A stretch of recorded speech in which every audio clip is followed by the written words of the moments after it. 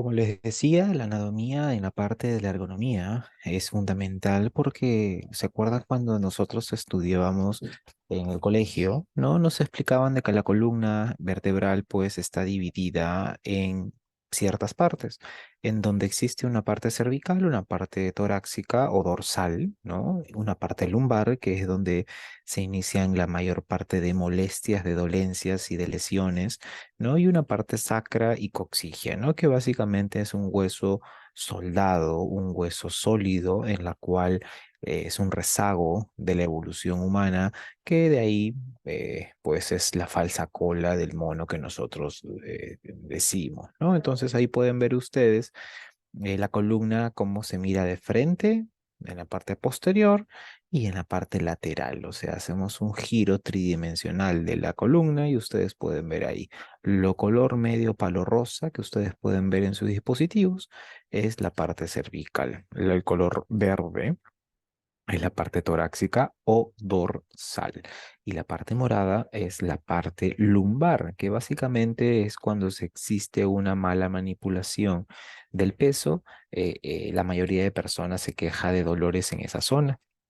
¿No? Entonces, básicamente, esas son las áreas de la columna vertebral que nosotros, pues, tenemos, ¿no? Entonces, existen vértebras que componen esta área, por ejemplo, el área cervical, lo componen 7 vértebras. El área torácica o dorsal lo componen 12 vértebras. El área lumbar, 5 vértebras. Y el área coxigia o sacra 2 vértebras, no específicamente, pero están soldadas, se puede considerar como uno, ¿ok? Entonces, ustedes me dirán por qué el doctor está explicando algo de anatomía si es que estamos tocando un tema de ergonomía, ¿no? La ergonomía es la ciencia que estudia la adaptación del puesto laboral a las condiciones del trabajador. No es la adaptación del trabajador al puesto laboral. ¿Ok? Entonces son dos conceptos distintos. El concepto de la ergonomía es adaptar el puesto laboral a las condiciones del trabajador. Por ejemplo, si un trabajador mide 2 metros 10, no le vamos a dar un escritorio de 75, 77 centímetros, que es lo usual, y una silla convencional. Va a tener que ser otro tipo de silla, va a tener que tener otro tipo de escritorio y otro tipo de altura de la computadora de repente. O de lo contrario, tendría que tener otras condiciones para poder cargar ciertos pesos. Entonces, va a depender bastante de cómo debemos de adaptar el puesto laboral a las condiciones del trabajador, y eso es lo que estudia de la ergonomía. Y ustedes pueden ver ahí que existen ciertas curvaturas fisiológicas normales de la columna que siempre están, ¿no? La curvatura torácica, cervical, lumbar y la curvatura sacra, ¿no? Entonces hay una curvatura lumbar fisiológica, que es como una S. Si ustedes ven la columna de una parte lateral, ustedes van a ver que la columna es como una letra S. ¿Ok? Listo. Entonces, ahí en la imagen ustedes pueden ver que una persona está sentada. Entonces, ¿qué va a estudiar la ergonomía? La ergonomía, como vuelvo y repito, es una ciencia, y esto es pregunta de examen, ¿no? Es una ciencia en donde pues estudia la adaptación del puesto laboral a las condiciones del trabajador. ¿Y qué es lo que va a pasar aquí? Lo que va a pasar acá es, ustedes pueden ver y analizar la imagen, esta persona está con las piernas cruzadas y esta persona se está sentando sobre la espalda, no se está sentando en los glúteos, ¿ok? Entonces no está utilizando el asiento correctamente y se está recostando o prácticamente echando en el respaldar de la silla, cuando el respaldar de la silla solo sirve como soporte, más no como echarse como una cama, ¿ok? Ustedes pueden ver ahí el color rojo de la columna, que obviamente la columna ahí está dañándose. El punto de apoyo de la muñeca derecha, al hablar por teléfono, existe una torsión en la parte cervical que genera tensión a nivel de los hombros y también en la parte cervical, ¿no? Y tensión en la muñeca derecha al apoyar la muñeca en el escritorio de una manera inadecuada. Aparte de eso, hay torsión de la parte cervical y no existe una buena altura de la pantalla, ¿no? A la altura de los ojos. Aparte de sentarse mal, está cruzando las piernas y al cruzar las piernas de manera prolongada lo que origina posiblemente es lesiones a nivel vascular, que esto va a permitir y va a evitar el retorno de la vena. de las venas dentro de los capilares que existen en nuestras piernas. Entonces, básicamente, pues la posición en la cual se ubica esta persona es de una manera inadecuada, ¿no? De una manera muy, muy, muy inadecuada. Ya, entonces lo que tenemos que hacer aquí es tratar de adaptar el puesto laboral a la persona. ¿Y cómo lo adaptamos? De esta forma. ¿No? Por ejemplo, ahí, ¿no? ¿Qué cosa podemos observar?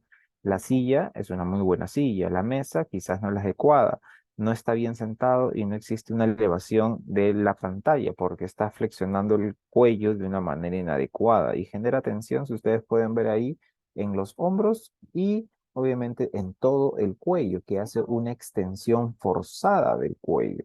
Entonces, al generar esta posición forzada del cuello, genera contractura muscular y al generar pues contractura muscular lo que va a ocasionar es dolor y posible asistencia al doctor, ¿no? Entonces, básicamente, y un descanso médico, eso se llama ausentismo laboral, ¿no? Entonces, básicamente, eso es lo que estudia la agronomía, mejorar el puesto, ¿no? Algunas personas, pues, cuando quieren mandar una información en la computadora y le piden que lo haga rápido, se tiene que concentrar y esa es la posición en la que la mayoría se adopta la concentración, poner el cuello rígido y encoger los hombros y generar tensión a ese nivel. A diferencia de esta imagen, ¿no? Que ustedes pueden ver, las plantas de los pies bien plantadas, obviamente en el piso, formando un ángulo de 90 grados al sentarse. Miren el respaldar cómo está a comparación de ahí, ¿no? Miren el respaldar, ya no se inclina, ya no se estira. Entonces, al no estirarse, no inclinarse, obviamente existe mayor cuidado en la silla, ¿no? Mayor cuidado en la silla, ¿ya? Entonces, y forma un ángulo de 90 grados y existe un mayor confort. Miren los brazos, cómo están. Los brazos están correctamente posicionados y la altura de la pantalla también, ¿no? Entonces, básicamente es eso, realizar una muy buena postura, ¿no? Entonces, eso es lo que hace la ergonomía, ¿no?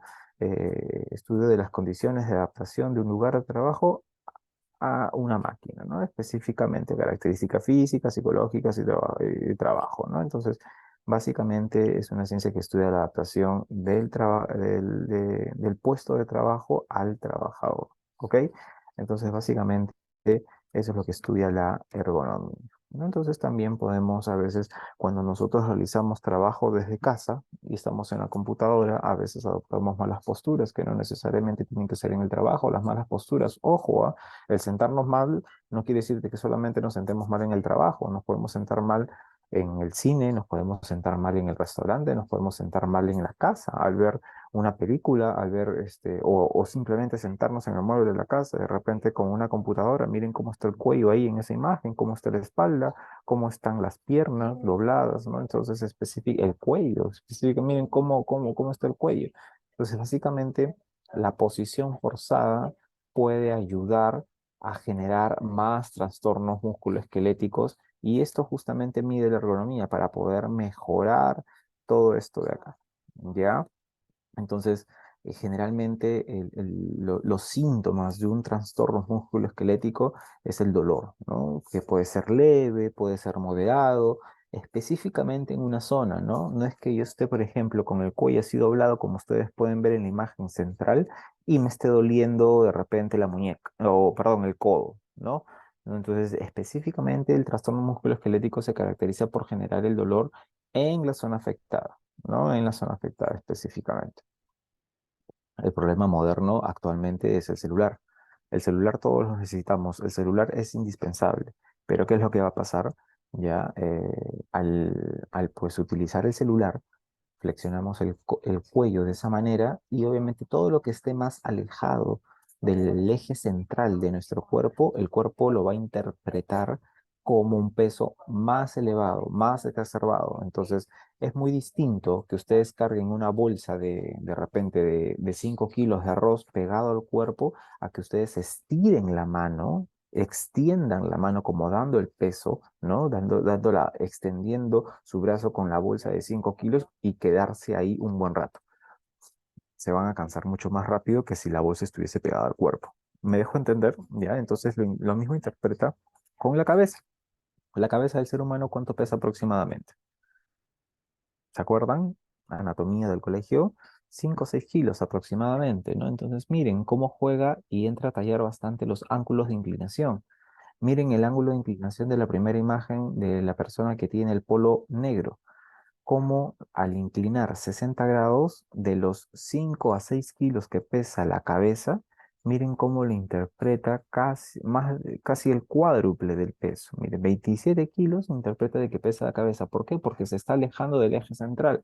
¿Se dan cuenta? Mientras que teniendo la cabeza no flexionada o semiflexionada, disminuiría o el cuerpo interpretaría de otra manera la cantidad de peso de que está soportando ese cuello, ¿no? Y después, ay, estoy con dolor de cuello, ay, con el trabajo esto, ay, con el trabajo el otro, no, pero nosotros el día a día al manipular el celular también existen dolores de cuello y afecta la ergonomía, claro que sí. Desde que nos echamos a la cama y miramos el celular, ¿qué es lo que hacemos? Apoyamos la cabeza a la cabecera de la cama, valga la redundancia. ¿Y qué es lo que pasa ahí? Pegamos el mentón al pecho y eso genera una hiperextensión al cuello. Desde ahí vienen los problemas. El colchón, hay que tener mucho cuidado con el colchón, ¿no? Entonces hay que cambiarlo cada 6 meses, o sea, rotarlo de posición y comprar otro y tener otro nuevo. Lo recomendable es cada 5, máximo 6 años, ¿no? Entonces invierta en un buen colchón, porque el colchón es el sitio en donde mayor parte del tiempo para ustedes. Y al estar mayor tiempo, obviamente mayor exposición. Y a veces cuando nosotros dormimos, obviamente estamos inconscientes y no estamos conscientes, a la redundancia, de cómo o en qué posición estamos. Por eso el colchón entra a tallar mucho en eso de ahí, ¿ya? Mucho, mucho, mucho, ¿ya? ¿Qué otra cosa más podemos ver? Ahí es la posición correcta de dormir, ¿no? La espalda recta, miren la almohada ortopédica, ¿no? Que sostiene el cuello y la cabeza, ¿no? Si es que de repente ahí ustedes pueden ver en la columna, en la parte lateral, una almohada, pero si es que tienen un buen colchón, no es necesario esa almohada, pero sí es necesaria la almohada que está entre las piernas, justamente para que estén alineados los huesos de la cadera y no rote la espalda lumbar. Porque no me dejarán mentir que algunas personas cuando se levantan de dormir amanecen todas contracturadas. Y la típica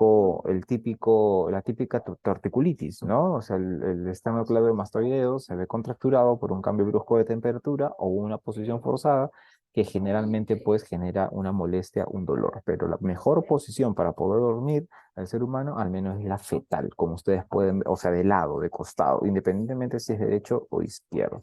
Les recomiendo que duerman mejor el lado izquierdo para que exista una mejor digestión si es que consumieron algún tipo de alimento en la noche, que no es lo ideal, pero del lado izquierdo específicamente, y así en esa posición y utilizando al menos dos almohadones, uno entre las piernas y otro a nivel del cuello, para poder generar un mejor confort y obviamente una buena educación al dormir, que básicamente también impacta bastante en la ergonomía. ¿Por qué? Porque se busca modificar el puesto para el trabajador. Aquí, por ejemplo, el sitio modificar es la cama, cambiando de colchón y adicionando almohadones. ¿Estás modificando? Sí, estás modificando. Pues, ¿no? ¿Para qué? Para que disminuyan las molestias. ¿Ok?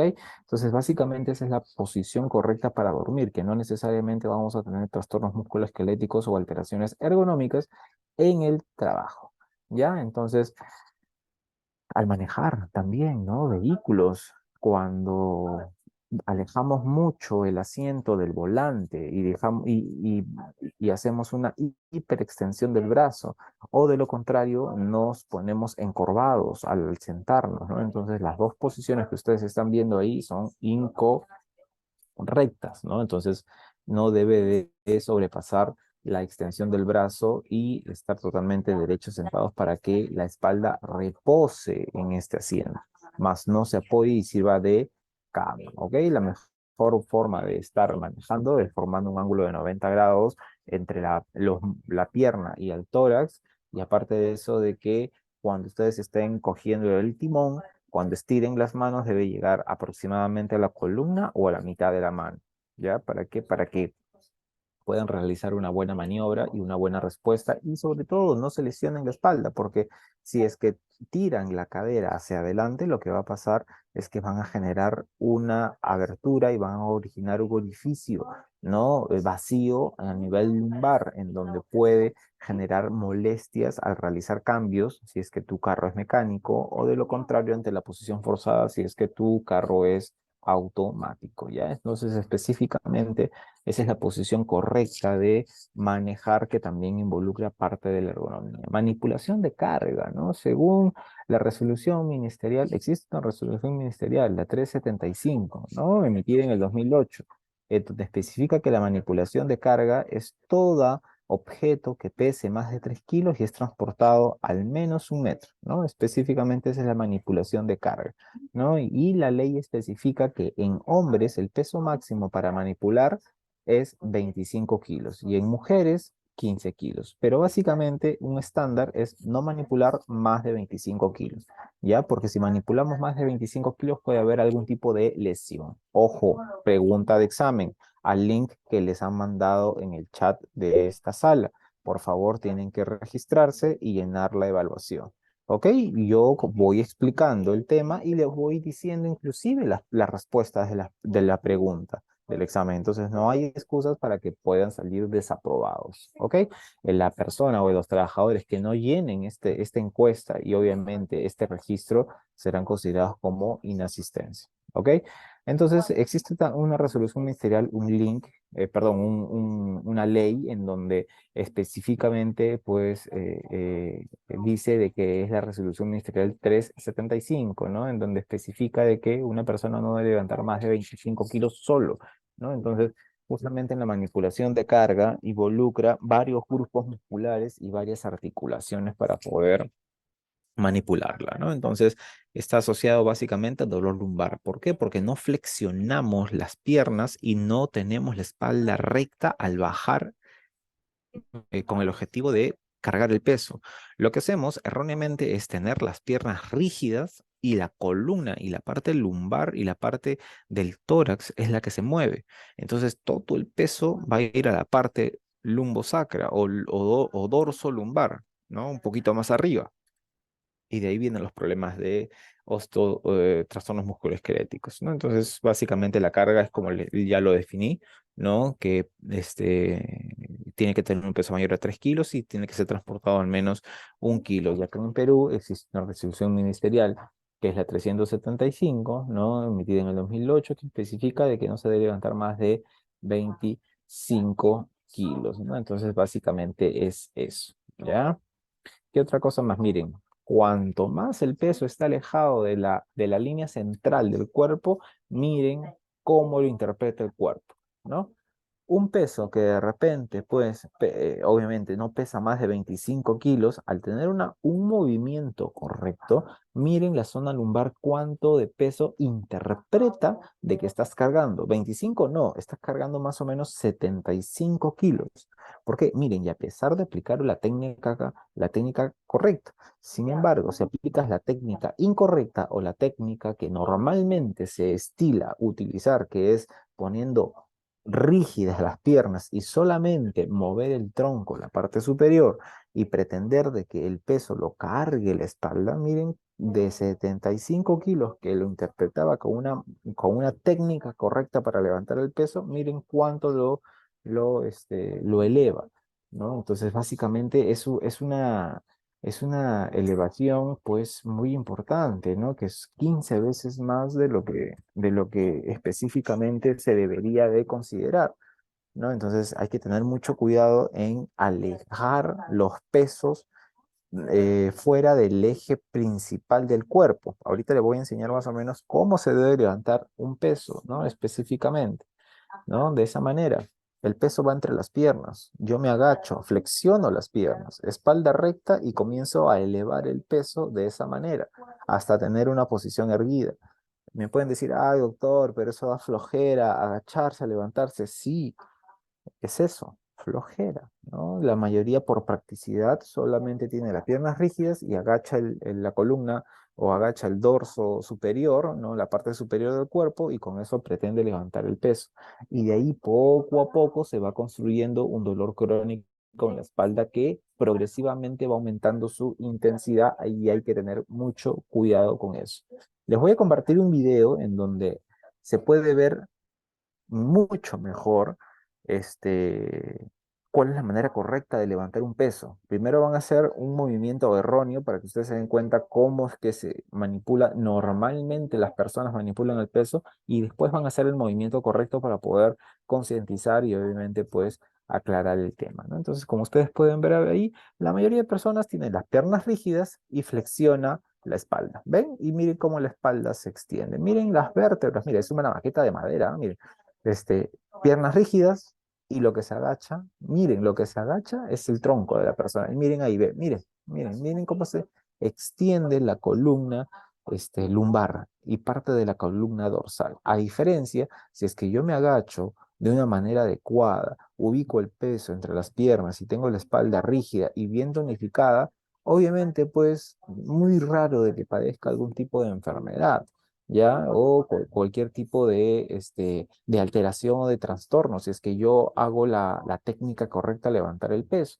Entonces, miren la importancia de poder levantar el peso de una manera adecuada.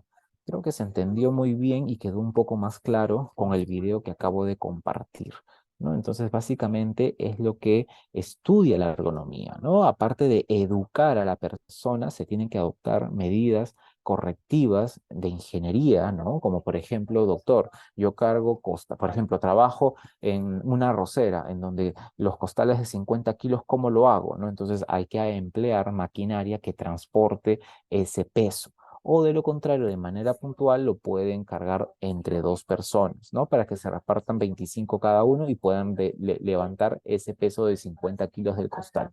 Ojo, esto es por un tema didáctico para que me puedan entender cuando se manipula peso en bloque, ¿ok? Y esta es pregunta de examen, ¿no? Como le voy y les repito, existe una ley que es la Resolución Ministerial 375 en donde especifica de que cargando un peso máximo de 25 kilos, lo que se garantiza es la protección de la espalda. ¿En qué? En un 85%. O sea, de 100 personas que manipulen peso de 25 kilos, 85 personas no van a tener ninguna molestia, 15 sí, ¿ok? Obviamente en mujeres, 15 kilos aumenta el porcentaje de protección. ¿Por qué? Porque estoy disminuyendo el peso.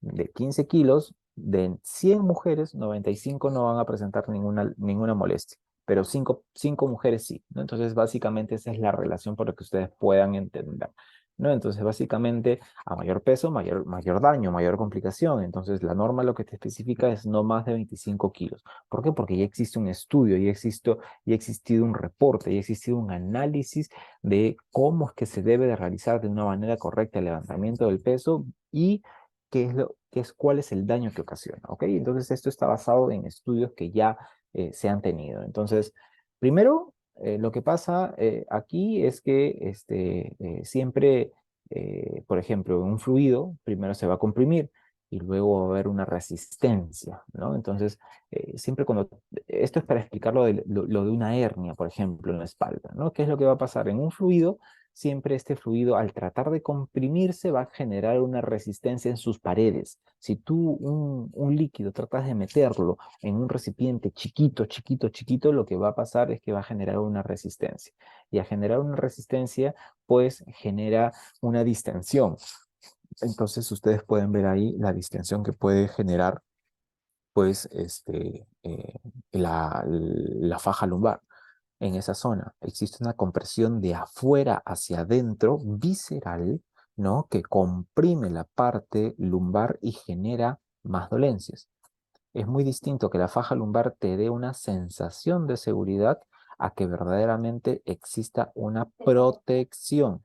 La faja lumbar no fue diseñada para levantar peso. La faja lumbar es una faja medicada que solamente se prescribe por el especialista a pacientes posoperados de repente de la columna, que son esas fajas un poquito grandes, con barrotes de repente, que se utilizan de una manera puntual. Por ejemplo, la voy a utilizar 10 días por un tema postural para que pues las cosas vuelvan a la normalidad y después ya se retira la faja. Pero esas fajas que se colocan en la parte lumbar con el objetivo de levantar peso, eso está prácticamente contraindicado y está prohibido porque daña la salud, así que hay que tener cuidado. ¿Por qué? Porque cuando uno levanta un peso, ¿qué es lo que hace? Genera una fuerza de adentro hacia afuera, ¿cierto? Por eso no habrán escuchado decir de que, ay, mira, levantó peso y se le salió una hernia. Bueno, existe una debilidad en la pared, en las vísceras, y esta debilidad en la pared, en las vísceras, a veces sale o cede ante la presión interna abdominal que nosotros tenemos. Por eso es que cuando generalmente existe un levantamiento de carga muy abrupto, sin prepararse, sin tener las condiciones adecuadas, este, puede salir la víscera, ¿no? Que estamos abdominal por un orificio natural del cuerpo, en este caso los músculos, ¿no? Entonces, eso se llama pues la hernia, ¿no? Específicamente. ¿Ya? Entonces, el dolor de la espalda o la hernia no necesariamente se origina en el trabajo. Ustedes pueden ver acá diferentes factores en donde originan el tema del dolor de la espalda. Entre los factores ambientales está la exposición al frío y calor y exposiciones a vibraciones. Hay factores biomecánicos que condicionan o que pueden hacer que parezcan los dolores de la espalda, como por ejemplo, pues, posicionamiento en el destino, postura sostenida, por ejemplo, pues la fuerza del objeto que uno emplea para poder levantarlo, la condición física, la nutrición, ¿no? Es muy importante para poder saber en qué condición o en qué estado físico se encuentra esa espalda, la parte muscular específicamente, ¿no? O sea, si es que existe un buen tono muscular, si es que algo deporte de contractura muscular de peso para poder tonificar la parte muscular de la columna lumbar y evitar lesiones. Si es que estoy en sobrepeso, si es que estoy en obesidad, esto influye drásticamente en los dolores de la parte lumbar. ¿Por qué? Ustedes no me dejarán mentir, por ejemplo, una mujer que está embarazada, ¿qué es lo que pasa? El vientre le jala hacia adelante. Y al jalar hacia adelante, obviamente, existe una prominencia mucho mayor de la curvatura fisiológica lumbar que existe. Entonces, al tener esta curvatura mucho más pronunciada, lo que va a pasar, existe dolor. Y lo mismo pasa con una persona que es obesa y tiene un vientre o un abdomen voluminoso.